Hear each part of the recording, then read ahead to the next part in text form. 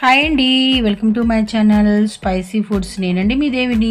ఈరోజు స్పైసీ ఫుడ్లో ఇంకొక అద్భుతమైన రెసిపీతో వచ్చానండి. ఈరోజు రెసిపీ మాత్రం చాలా అంటే చాలా బాగుంటుంది. అదేనండి మసూర్ దాల్ కట్ అనమాట. మనం పెసర కట్టు ఎలా చేసుకుంటామో అలానే ఈ మసూర్ దాల్ కట్టు కూడా చాలా అంటే చాలా బాగుంటుందండి. ముందుగా నేను ఒక కుక్కర్ గిన్నెలోకి ఒక టీ గ్లాస్తో గ్లాసున్నర మసూర్ దాల్ వేసుకున్నానండి. ఇది కనీసం ఒక 5గురు కన్నా వస్తుందన్నమాట. ఆ తర్వాత ఒక 2 సార్లు శుభ్రంగా కడుక్కొని ఆ తర్వాత తగినంత వాటర్ పోసుకొని మనం ఉడికించుకోవాలండి. ఇప్పుడు ఇలా కడిగిన తర్వాత వాటర్ పోసుకున్నాను. తగినంత వాటర్ పోసుకొని ఇప్పుడు కొద్దిగా పసుపు,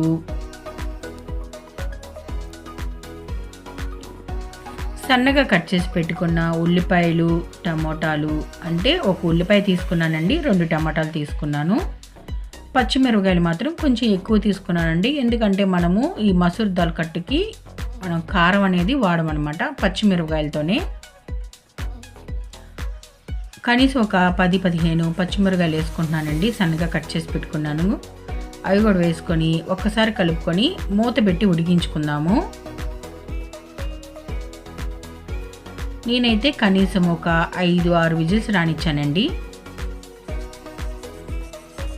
టేస్ట్ మాత్రం చాలా అంటే చాలా బాగుంటుంది ఈ మసూర్ దాల్ కట్ అనేది. ఒక్కసారి మీరు కూడా ట్రై చేయండి. ఇప్పుడైతే ఉడికిపోయింది. ఇప్పుడు నేనైతే కుక్కర్ మూత తీసేసుకొని తగినంత ఉప్పు వేసుకుంటున్నాను. ఉప్పు వేసుకొని కొద్దిగా మెత్తగా మెదుపుకుంటున్నానండి. ఏమన్నా పచ్చిమిరపకాయలు కానీ టమాటాలు కానీ ఎక్కడైనా మెదకపోతే కొద్దిగా మెదుపుకుంటున్నాను అనమాట.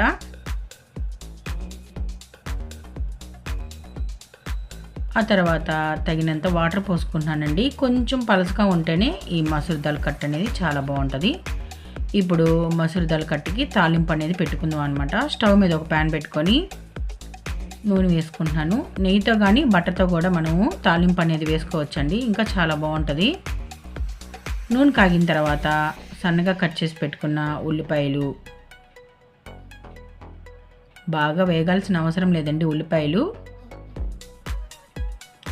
ఆ తర్వాత తాలింపు గింజలు, ఎండుమిరపకాయలు, కరివేపాకు, అలాగే ఇంగువ కూడా వేసుకుంటే చాలా అంటే చాలా బాగుంటుంది.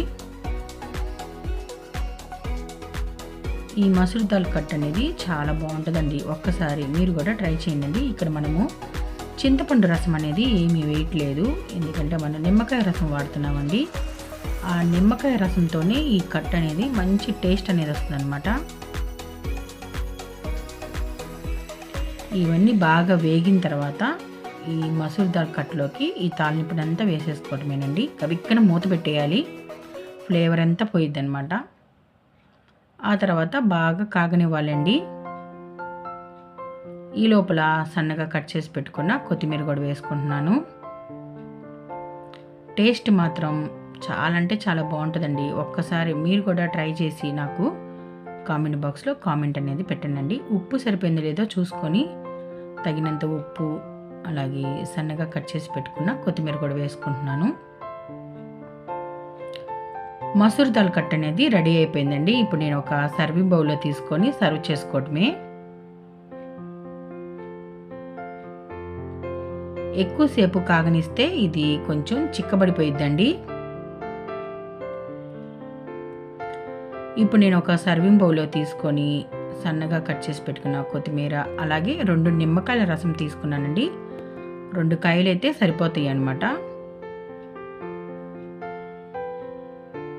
మీడియం సైజు నిమ్మకాయలు తీసుకొని 2 నిమ్మరసం తీసుకున్నాను. చక్కగా ఒక్కసారి కలిపేసుకొని మనం వేడి వేడి అన్నంలో ఈ మసూర్ దాల్ కట్టు వేసుకొని తింటా ఉంటే ఉంటుందండి, అసలు మాటల్లో చెప్పలేనమాట, అంత బాగుంటుందండి.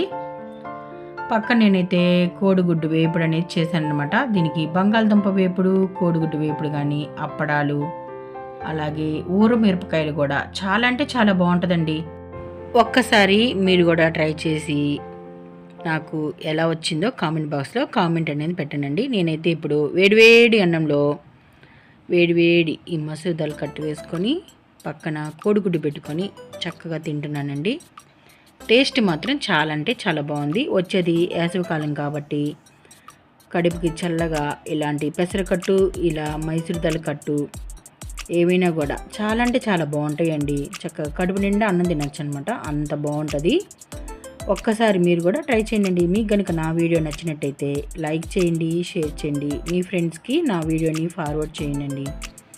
నా ఛానల్ని సపోర్ట్ చేయండి. ఓకే అండి, ఇంకొక మంచి వంటతో మీ ముందుకు వస్తుంది మీ దేవి. ఓకే అండి, బాయ్.